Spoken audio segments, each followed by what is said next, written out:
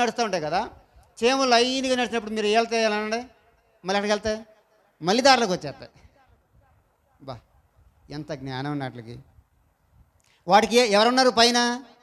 పైన ఎవరున్నారా? పైన విచారణకర్త లేడు, అధిపతి లేడు, న్యాయాధిపతి ఎవరున్నారు చెప్పండి, గైడర్ లేడు.